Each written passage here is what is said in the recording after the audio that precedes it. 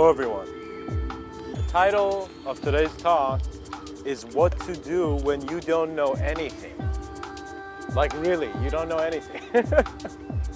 So, Mr. Within has found that through certain moments of the human being's life, there is an awareness to how he's conceiving himself, where because he's going into a new environment, he doesn't know unless he very clearly receives from the environment first. Many people assume the environment, then walk into it, rather than going in the environment and being present outside of a segmentation of their considered space and time, and just being aware of manifestation as it is. When we allow life to be as it is, and in clarity and in our own sense of silence and stillness and gentleness of being, just observe what that natural phenomena is, that natural phenomena is constantly giving interpretation. So what man is actually considering to be a solid world is not solid. Everything is infinitely changing, and within two infinity signs that are constantly twisting, what they seem to have common is the same point. As if infinity signs are becoming propellers for man's multidimensional flights into how the cosmos was open to us before we could even see it closed. So when you find yourself in a moment, and I definitely did a couple times, actually every day, where you don't know, you are confronted by the change of your knowing. So what that means is when you reach a moment where you don't know what to do, you're given that opportunity where you can take a step and create a new knowing, or interpret the destruction that's happening. In other words, you're constructing new thoughts on the destruction. So depression is always a structure that is kept while seeing other structures fall. You begin to see like it's or you can simply be silent and with the clarity of the Zen master's transcendental smile, be present in your experience and let experience pass. You see, I read in certain texts that the way they spoke about humanity, as if in certain literatures, ancient literatures, they spoke about humanity as if he doesn't pursue the greatness of what is within him and why he's here, if he does not go complete that purpose, it's as if he's not doing what he's here for. Do you see? Many of us come here and there's a world given with so many options. Oh my God, look at this candy store. Even people are thinking about the candy shop. You know? So it's as if like we have so many options, and the problem seems to manifest when we choose an option which associates an individual self.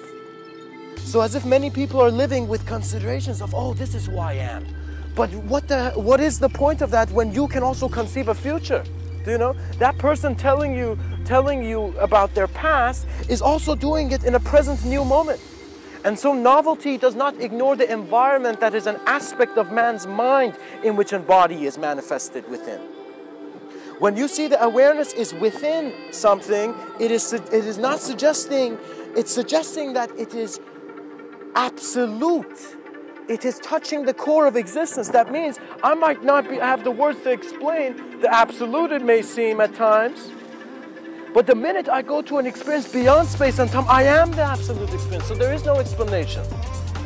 You see, man there are such great lessons on this earth that it's as if man is here to study not just an individual person trying to make it in a life that's really hard and they're suffering, but to enhance his vision and see that the state of consciousness shifts your locality of experience to one where you are acknowledging what was in your past and being what you can be in your future. So that moment where you did not know anything was that moment where you gained a deeper existential understanding. Because you were like, all right, I'm not going to keep bashing my beliefs. I'm not going to use my beliefs as this whack-a-mole thing and hit any idea that comes along, because, you know, I'd rather be a moment that is here and now, and I am the effort in my ideas to be aware of all that is. Recognize this. The man failing, it is not his form. It is his being, it is the intentions of manifestation in which greatness is seen. You know, if the prophet and many prophets, they are, if you judge them as from your reality, you will never understand the voice of another man. But if you go through clarity, through this surrender of your own individual ideology to being aware what even individuality means, you begin to see that what you feared was an environment where you could lose something was kept through a greater beam of intelligence. The collective is never worried, for interpretation does not go that far. And so when you don't know anything, you are free to then create whatever. So what that means is, do not forget, many people are considering that you have free will and choices, and yes you do. But you must be aware your environment and the whole planet has free will too. And free will is simply what is in the essence of the nature of the design of the concept man calls existence. Because thoughts are not too thick at times either. Thoughts are just like, they're transient aspects of your moment of awareness. And so guys, it is very important to recognize that when a human being talks about emptiness, when you wake up in the morning and there's thoughts everywhere, he is suggesting, just like how many men did in the past, that your current experience of the reality you're living in is not the whole of it. And so if you're convinced by the place you are in, you cannot get out of it if you're really listening to the environment. I want to share a story with you. It's a very old story, you know, but it's timeless, so I will continue. There are these two frogs, they're stuck in some kind of puddle, some kind of well, you know, wellish kind of thing, you know. So these two frogs are there, and suddenly all the other frogs from the town, let's say the frog town, suddenly come to around these two frogs that are in stuck. They can't jump out. They can't jump high enough. And so what happens is the crowd gathers around these two frogs, all the other frogs, and they look at the frogs, and they're like, "Dead man walking, dead man walking." The frogs, it's as if the society of the frogs was constantly bashing these two frogs. Do you see it?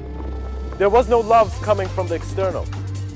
So these two frogs are stuck, and so you see one of the frogs, they're both jumping. They're both like, it's as if one of them is jumping. You see suddenly one of the frogs tries jumping, you know, so hard, and he can't get there. And he looks at the environment and he hears what all the other frogs are saying, and he's like, shit, I am a dead man. My environment's telling me I'm a dead man. And so that frog goes to the corner of that hole or wherever it was in, and it dies. But the other frog is constantly going and people are not getting it. He's like, all right, we played with that one's done, now let's see this other one, right? So, and all the frogs now see, oh my God, this guy's still going. One of the other frog was constantly still jumping. And so suddenly they start shouting even more. They're like, ah, it's intensify the hate. And so they intensify the hate, and suddenly what happens is they see that the frog is getting more inspired by their hate. It's as if like the more anger these people say, the frog is getting more excited, you know? And suddenly the frog jumps out and everyone is silent. It's as if hate was a reality which needed no contribution, and it's as if in a present moment everyone's like, what the hell, he just did it, you know? Perhaps as intense as Morpheus saw the chosen one, you know? But what happens is that the reason that frog survived, because that frog was deaf. That's the point of the story. The frog who survived was deaf. He did not see all those people as interpreting him and as suffering. He saw every hateful action. They might have been spitting on him, but he must have thought it was joy. Do you know, he was probably thinking that, oh my God, I don't know what these guys are saying because he's deaf. The frog is deaf. And so you see, the frog was taking his environment as his inspiration. And so the moral of the story is not to just talk about frogs for a few minutes. It's simply to see that you as an experiencer are being activated, inspired, and energized by how you're interpreting the world around you and your environment. If you're like that frog who listens to everybody, you begin to see people don't know who they are. No being knows who they are.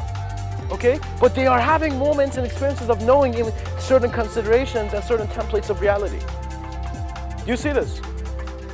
So it is very important that you find the sincerity of the heart of existence, the heart of the cosmos, the heart of your most collective vision, and then walk in a way where you are walking in trust. So if I'm a person, let me say, for my whole life I've just been doing hurtful action, things I didn't know what, but I was an expression of some agitated energy, you know?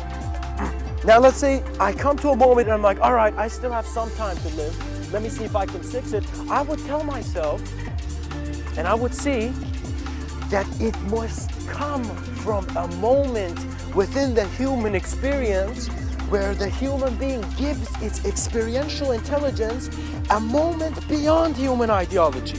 So the idea lets go of itself and you're found in this blissful ecstasy, spiraling into worlds of your conception kept through an emptiness that was always you. Poetry is the only one who is allowed to get mad. We need the madness in chaotic poetic imagery to organize us now. But guys, simply see that the moral of any story is self-reflection and you learning from yourself. Because you cannot ignore the self. The self is what you are. The self is how you're considering others are. If you are even in the world and using the old technology of judgment, if we're still constantly creating thought constructs of judgment, you begin to see that it's like, do you really want to have a judgment day every day? I don't know. Begin to be aware of where thought is and how thought is entering in your awareness. And if you see you can't find it, that's clarity coming from a lack of needing to constantly think something. You know, sometimes we are thinkers out of insecurity, and that's dangerous, because then we're not really thinking.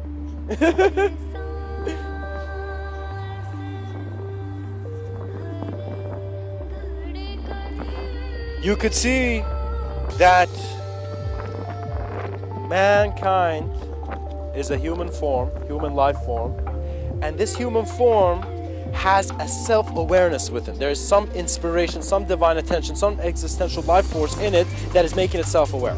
Now this self-awareness is also evolving too. So one aspect of our reality is just physical. The next is our own self-awareness into how existence is fabricated for us and how we're aware of it, you know? And this is more of the mystic's path. It is one where after you don't know anything, you're not trying to fill up knowing. You're not like, gosh, I don't know, where's the next book, where's the next book? You don't have this mentality. Books are objects, and so you're learning from all objectivity.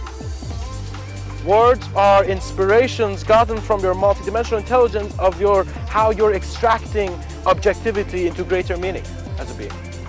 So the nature of consciousness is fluctuating as it does, and so it is very important for you to recognize the human species is literally what is within the ability within the human being is so much right now, but it must get over this training simulation, which is it constantly thinking that its individuality and its ideas are here. The problem with the simulation is that it had a very nice design, you know, kind of fractal-like design. Every part had within itself the whole thing, but then you begin to see what's the point of an infinite game where the end and the beginning are the same moment. It is the awareness to all that needs to be let go of for all to be received. What that means is this is a very natural thing. The concept of in many ancient traditions, there's been the concept of devotion, where they're like, okay, if you don't know what's going on, let your love for life guide you. If you're being depressed, your hate for life is guiding you. That is not proper. I mean, it's not an efficient technology. An efficient consciousness technology is like joy, you know? It's like on one corner we find the genius of Elon Musk as the greatest technologies, you know, developing, and on one other angle we find the Dalai Lama and he is the great, you know, he has his development in man's subtler consciousness technologies, you know? Because many people who are right now working and going to work to make an advanced world technologically advanced must be aware that if the users are not prepared, we're just creating a dangerous force.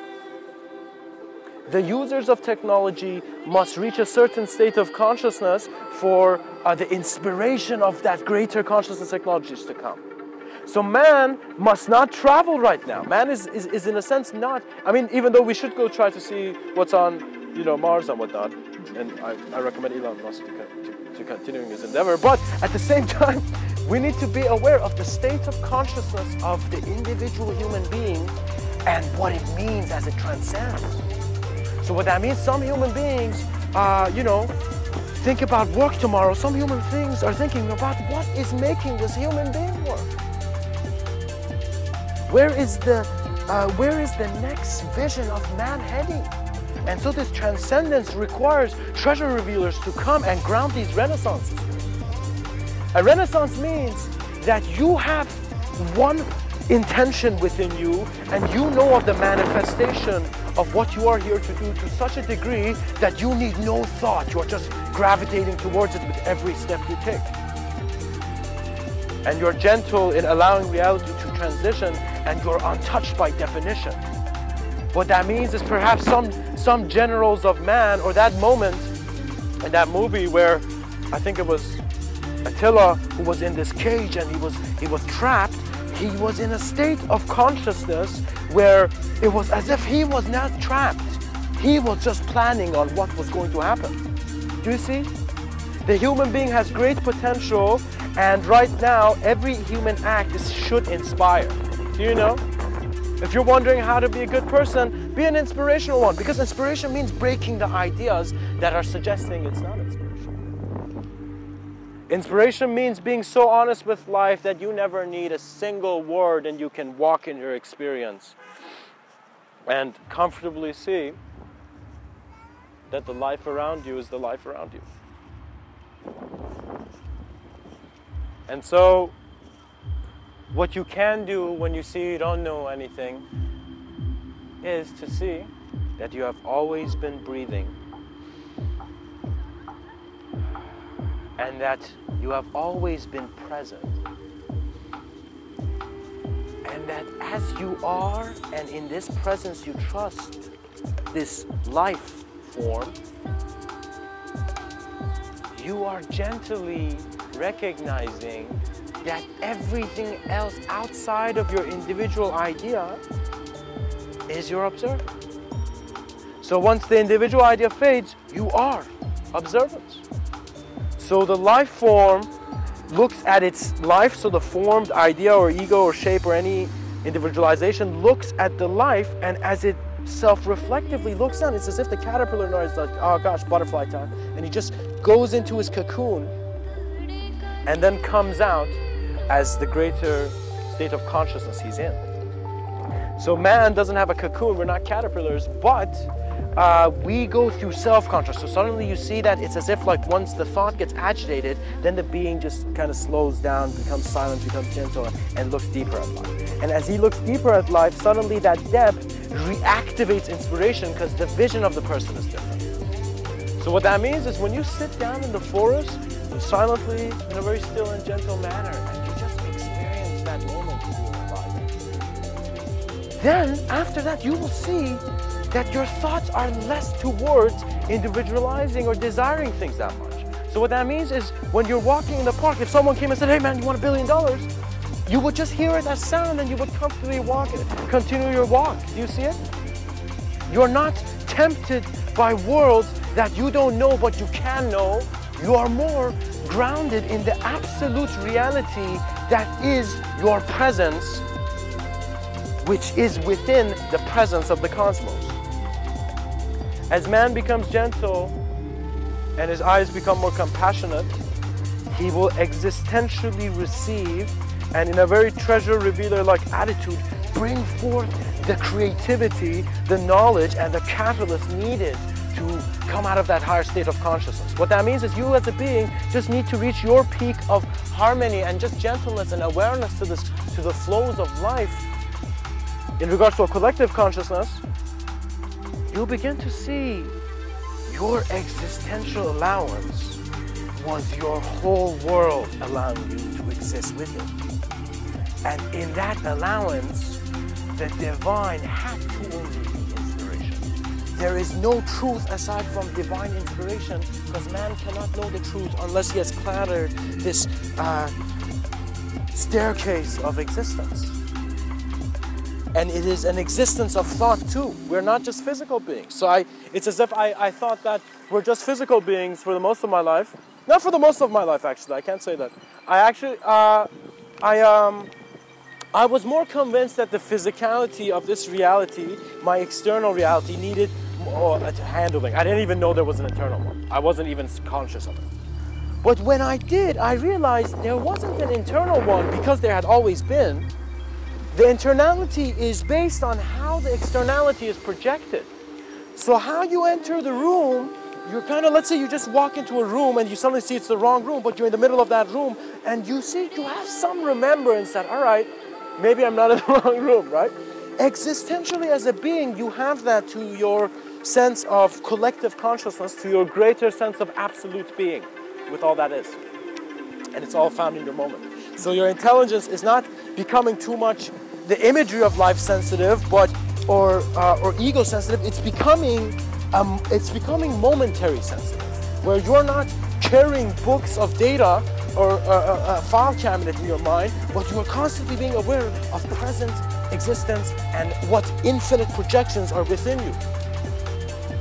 You may see a leaf and you may think that, oh, it's just a leaf, how nice. But then if you were to be aware of it, you will see that the depth of your gaze to take that leaf and divide it and see an atomic structure that all led to an emptiness which was kept by an intelligence only greater which can form it. So mankind will understand, he will not always understand who he is in greater planes unless he dissolves his ego and becomes a new construction of his most sincere, authentic experience of how he is dissolving into the love of his life. In ancient times even, there were dervishes and there was the Sufi path of love, where you were driven into knowing by the love of all that was here for you. So the I don't know moments weren't capability, but were an allowance to see something new. And so once you have found the intelligence of your novelty, the valve of infinite creativity is open. You will see that it is okay to apply yourself to in a new way, because the whole moment is a new conception of reality. It's a new creation of how you're associating with things.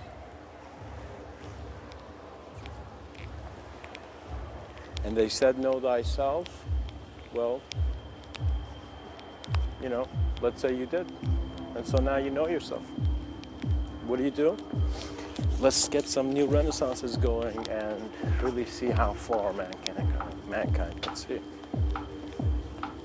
And as we acknowledge both our existential search in our silence and in our noise, in our stillness and in our movement, mankind will see that he is able in his communication.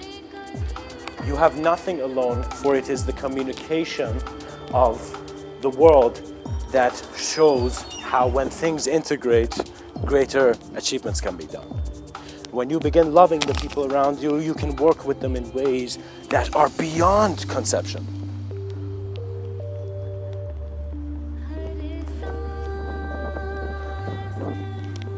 If you are finding yourself as a human being, in this human experience, in a moment where you don't know what to do,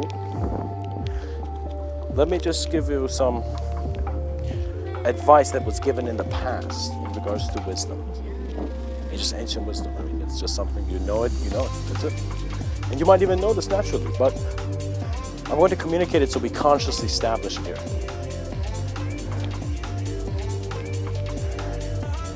Regardless of the ramp you're walking on, it has been known that usually people are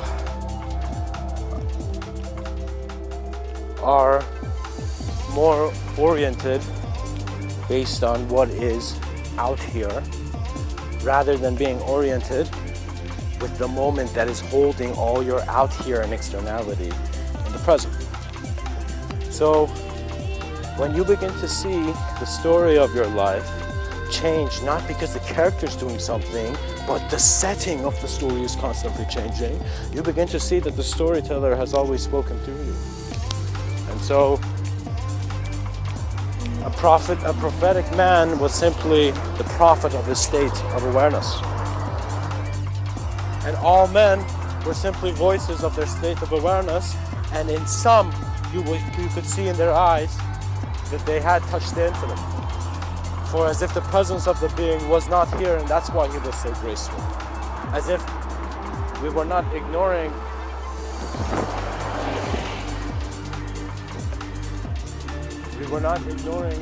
the suffering in the world.